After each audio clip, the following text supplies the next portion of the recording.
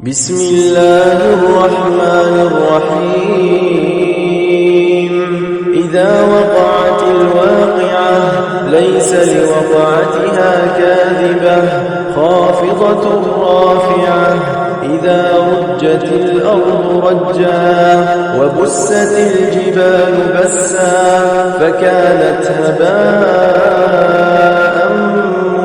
منبثا وكنتم أزواجا ثلاثة فأصحاب الميمنة ما أصحاب الميمنة وأصحاب المشأمة ما أصحاب المشأمة والسابقون السابقون أولئك المقربون في جنات النعيم ثلة من الأولين وقليل من الآخرين على سرر موضونة متكئين عليها متقابلين يطوف عليهم ولدان مخلدون بأكواب وأباريق وكأس من معين لا يصدعون عنها ولا ينزفون وفاكهة مما يتخيرون ولحم طير مما يشتهون وحور عين كأمثال اللؤلؤ المكنون جزاء بما كانوا يعملون لا يسمعون فيها لغوا ولا تأثيما إلا قيلا سلاما سلاما وأصحاب اليمين ما أصحاب اليمين في سدر مخضود وطلح منضود وظل ممدود وماء مسكوب وفاكهة كثيرة لا مقطوعة ولا ممنوعة وفرش مرفوعة إنا أنشأناهن إنشاء فجعلناهن أبكارا عربا أترابا لأصحاب اليمين ثلة من الأولين وثلة من الآخرين وأصحاب الشمال ما أصحاب الشمال في سموم وحميم وظل من يحموم لا بارد ولا كريم إنهم كانوا قبل ذلك مترفين وكانوا يصرون على الحنث العظيم وكانوا يقولون أئذا متنا وكنا ترابا وعظاما أئنا لمبعوثون أوآباؤنا الأولون قل إن الأولين والآخرين لمجموعون إلى ميقات يوم معلوم ثم إنكم أيها الضالون المكذبون لآكلون من شجر من زقوم فمالئون منها البطون فشاربون عليه من الحميم فشاربون شرب الهيم هذا نزلهم يوم الدين نحن خلقناكم فلولا تصدقون أفرأيتم ما تمنون أأنتم تخلقونه أم نحن الخالقون نحن قدرنا بينكم الموت وما نحن بمسبوقين على أن نبدل أمثالكم وننشئكم فيما لا تعلمون ولقد علمتم النشأة الأولى فلولا تذكرون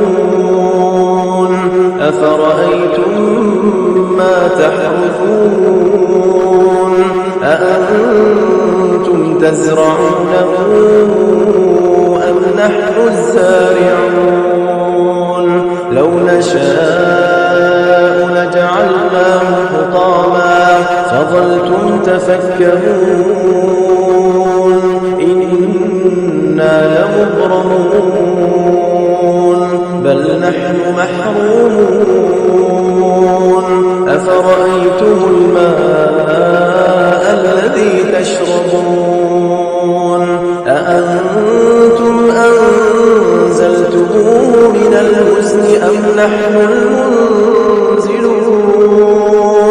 لو نشاء جعلناه أجاجا فلولا تشكرون أفرأيتم النار التي تورون أأنتم أنشأتم شجرتها أم نحن المنشئون نحن جعلناها تذكرة ومتاعا للمقوين فسبح باسم ربك العظيم فلا أقسم بمواقع النجوم وإنه لقسم لو تعلمون عظيم إنه لقرآن كريم في كتاب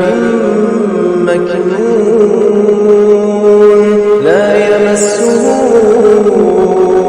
إلا المطهرون تنزيل من رب العالمين أفبهذا الحديث أنتم مدهنون وتجعلون رزقكم أنكم تكذبون فلولا إذا بلغت الحلقوم وأنتم حينئذ تنظرون ونحن أقرب إليه منكم ولكن لا تبصرون فلولا إن كنتم غير مدينين ترجعونها إن كنتم صادقين فأما إن كان من المقربين فروح وريحان وجنة نعيم وأما إن كان من أصحاب اليمين فسلام لك من أصحاب اليمين وأما إن كان من المكذبين الضالين فنزل من حميم وتصلية جحيم إن هذا لهو حق اليقين فسبح باسم ربك العظيم। सूरत वाक़िया की फजीलत सूरत वाक़िया 96 आयत पर मुश्तमिल है। اور اسے کب پڑھنا چاہیے؟ رزق کے لیے، برکت کے لیے۔ اس کا جو فائدہ ہے زیادہ تر آپ پڑھیں، ہر ٹائم پڑھنا چاہیے۔ اس کی مغرب کی نماز کے بعد پڑھنے سے رزق میں برکت اضافہ ہوتا ہے، اور اس میں قیامت کا بھی کچھ واقعہ ہے، اور واقعہ یعنی کہ صورت واقعہ ہونے والے۔ کوشش کیا کریں کہ قرآن پاک کی تلاوت کے ساتھ ساتھ ترجمے پر بھی توجہ کیا کریں، ترجمہ پڑھیے، سنیے توجہ سے قرآن پاک کا بھی۔ قرآن اللہ پاک نے اتارا ہے ہمارے پیارے نبی حضرت محمد صلی اللہ علیہ وآلہ وسلم پر۔ 30 پارے ہیں۔ قرآن جو ہے وہ سیکھنے کے لیے ہے، اس کے مطابق آپ زندگی گزار سکتے ہیں۔ ترجمہ پڑھیں گے اور توجہ کریں گے، اس میں زندگی گزارنے کا سر ہے۔ جیسے کہ ہم پڑھتے ہیں بسم اللہ الرحمن الرحیم۔ بسم اللہ الرحمن الرحیم کیا مطلب ہے، کیا پڑھنی چاہیے، کیا اس کا ہے؟ تو اس کے ہمیں جب تک میں نہیں ترجمہ پتہ نہیں ہوگا ہمیں کیسے پتہ چلے گا؟ بسم اللہ الرحمن الرحیم کا ترجمہ جو ہے اللہ کے نام سے شروع جو نہایت مہربان نہایت رحم والا ہے۔ اللہ کے نام سے شروع جو نہایت مہربان رحمت کر، یعنی کوئی بھی کام شروع کر رہے ہیں تو آپ بسم اللہ پڑھ لیں گے۔ کوئی سے مراد یعنی کہ کچھ ایسی آپ نے جب بھی پڑھنا ہو قرآن، آپ نے کوشش کریں کہ ہر ٹائم باوضو رہا کریں۔ باوضو رہنے سے رزق میں برکت ہوتی ہے، اور ایمان کا نصف حصہ جو ہے وہ ہے صفائی ایمان۔ ٹھیک ہے جی، تو اللہ پاک ہمیں ہدایت دے، ہمارے پیارے نبی حضرت محمد صلی اللہ علیہ وسلم کے بتائے ہوئے راستے پر ہمیں چلنے کی توفیق دے۔ اللہ پاک ہمارے گناہ معاف کر، ہمیں معاف کر۔ جی آپ سنیے سورۃ الواقعہ، آپ نے سنا، اور ترجمہ بھی انشاءاللہ اپلوڈ کرتے رہیں گے۔ آپ ہمیں سپورٹ کرتے رہیں، بہت شکریہ، اللہ حافظ۔ اور جو آڈیو ہے سورۃ واقعہ کی، آپ اسے یوز کر سکتے ہیں۔ میں نے بھی کسی ایک چینل سے اٹھائی تھی، تو 2-3 چینل پر گئے، کوئی بھی مجھے کاپی رائٹ اسٹرائک نہیں ہے، تو آپ بھی سورۃ واقعہ کی اپلوڈ آڈیو کر سکتے ہیں۔ ٹھیک ہے، تو میں تھوڑی سی ایڈیٹنگ کرنے کے بعد اسے اپلوڈ کرنے لگا ہوں۔ چلیں آپ لائک کرنا، شیئر کرنا۔ اللہ حافظ، اپنا خیال رکھنا۔